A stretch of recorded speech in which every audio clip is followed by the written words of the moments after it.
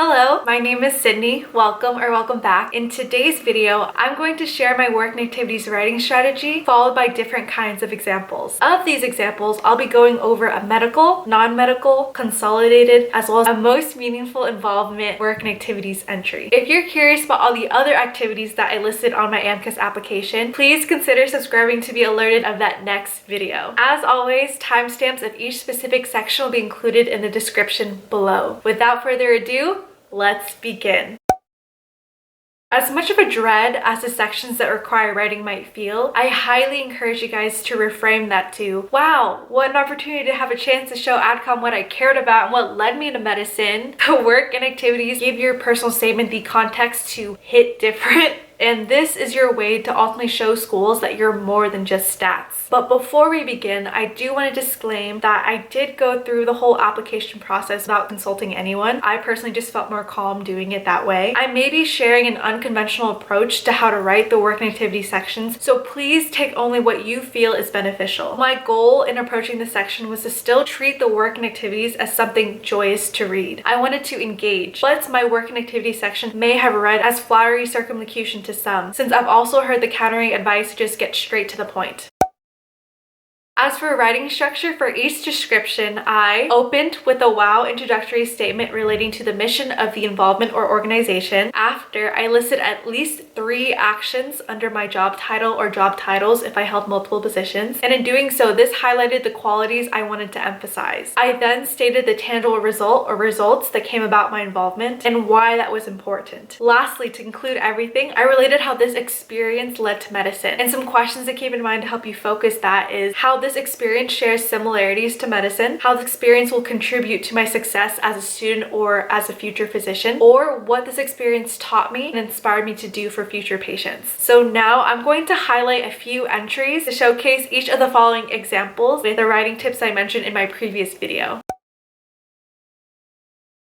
For my medical related example, this entry I categorized as a leadership or not listed elsewhere classification. For my experience description, the blank student-run-free clinic colors every patient interaction with empathy and respect. As program lead, I'm the intermediary between pharma companies and patients, most undocumented or homeless, to ensure patients receive crucial medications free of charge for their chronic illnesses. To continue their high quality of care, I found novel ways to maneuver around stringent policies that limit med access due to documentation status by drafting letters of medical necessity. Successfully, I've widened the pool of available meds to encompass antidepressants.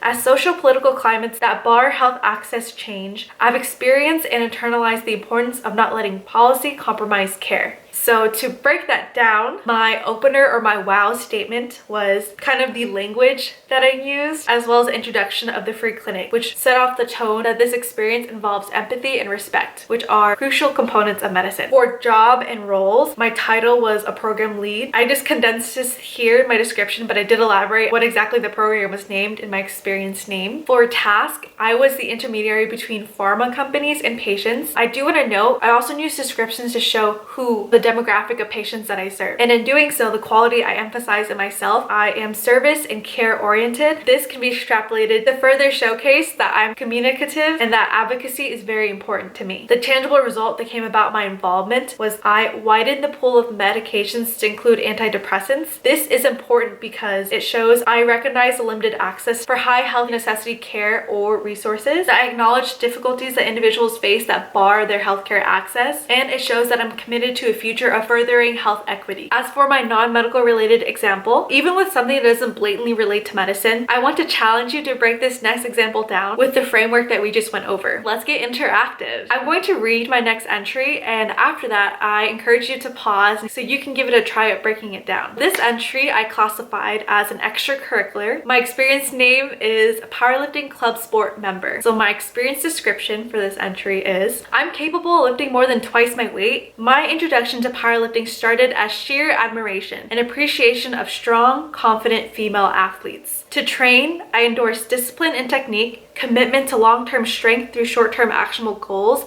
and grit, all of which I've applied to my mentality today. These qualities have made me a better athlete, student, and individual because I've internalized the importance of hard work and resilience, to never shortchange effort despite encountering failure. From my love of the sport, I've shared my knowledge to empower other females who are intimidated to lift and embrace the sentiment, strong is beautiful. So yeah, at this point, just pause the video. Just pause the video right here.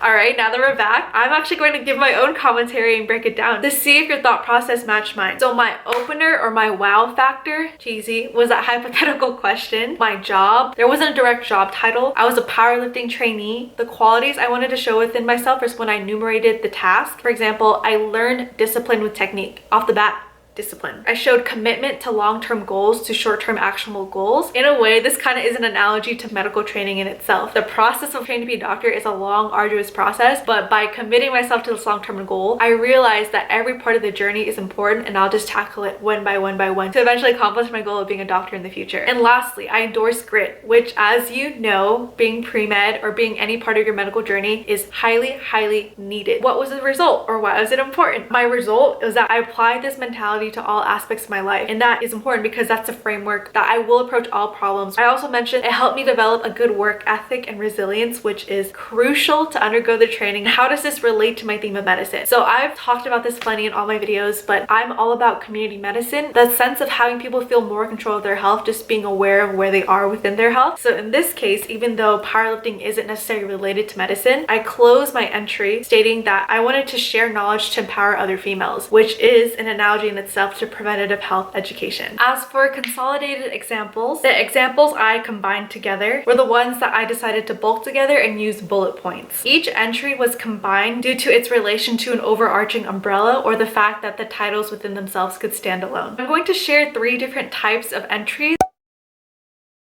But for the first, honors, awards, and recognition, some questions to ask if you wanted to further elaborate by adding an additional bullet point. If you were a part of the Dean's Honors List, to note how many quarters you were a part of that. Next, departmental honors, if you did get that, it's a bullet point of what the department name was. And lastly, for GPA distinction, whether you got summa, magma, or cum laude, if that applies to you. For recognitions that were more niche awards, I, for example, got the True Bruin RAISE award, or raise. I included that name as well as a bullet point under about a description of who would be granted that award. For certification, since I did the absolute most and I just included it in this section, I listed my professional licenses that I held. For example, I put Registered Behavior Technician, RBT, as well as Certified Phlebotomist Technician 1, which is CPT 1. For my second type of entry that I consolidated, I clumped all of my physician shadowing and clinical observations together. And I mentioned how I did this in my previous video, but for the sake of example, I had the doctor's name, credential, email, the specialty for this doctor shadowed 16 hours at this specific health location, as well as the date I shadowed. Under it, I added an additional bullet point if I did more than just shadow. So for this doctor, I helped at a mobile clinic for Buddhist monks, and I did this in June of 2019. For my case, I had 5 different shadowing experiences. Altogether, that was about 194 hours. This is a higher number than most. It's because for 3 of my shadowing experiences, it's actually part of my job where I worked side by side with the doctor. I did a conservative estimate of how many hours that would total by the end of me leaving this job. Since research wasn't my biggest involvement, I consolidated my research experiences to give me more entry space to talk about the other involvements. I had 3 different research experiences, and this just happens to be how I listed the first. First, I did kind of the focus of the study. For this experience, it was chronic lung allograft dysfunction. I then listed the PI's name as well as his credential. Next, I did the month and the year I did this involvement, as well as what school or hospital system that this involvement was associated with. So UCLA, Department of Medicine, pulmonary disease. Under this, I did a bullet point of the main gist of what I did. For this one, I screened for patient eligibility and coordinated bronchoscopy appointments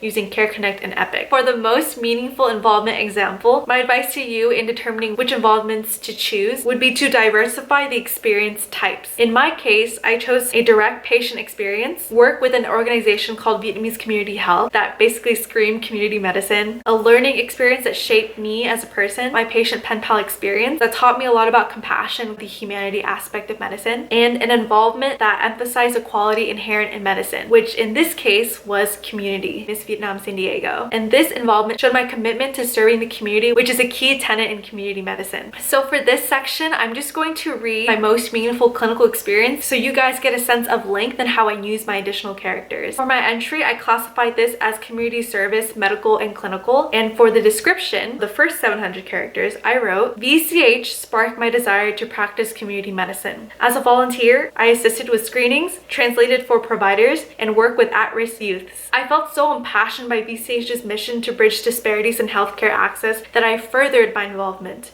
I served as health fair coordinator, language committee director, and internal vice president. I planned 3 health fairs that service 800 plus patients with dental, optometry, bone density, glucose, hemoglobin, etc. screenings. I restructured fair layouts to improve patient flow and optimize services. I equipped volunteers with phrases to greet and guide patients, and created a professional development program for 30 interns. As for my most meaningful remarks, so my additional 1,325 characters, I wrote, in joining VCH, I found home. I met like-minded peers passionate to work for the underserved. I integrated into Orange County's Vietnamese and Hispanic communities by bringing together students, providers, and politicians. And I listened to our patients' stories. Stories that resonated with my family's immigrant refugee experience. During a health fair, a patient told me she discovered a lump at VCH's mammogram station, and it was with this knowledge that she sought further care. This experience was powerful. It taught me the importance of early intervention and empowering patients with their health statuses regularly.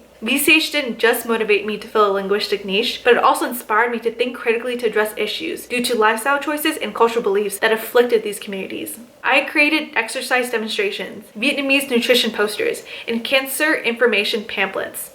Education served as my means to empower. I owe a lot of my growth to VCH. From the people I've met and learned from, I knew I wanted to provide that same support as internal vice president. I led an 8-week internship program to give insight to VCH's operations with case studies, implemented resume interview workshops, and fostered VCH's culture of diligence and dedication to the community.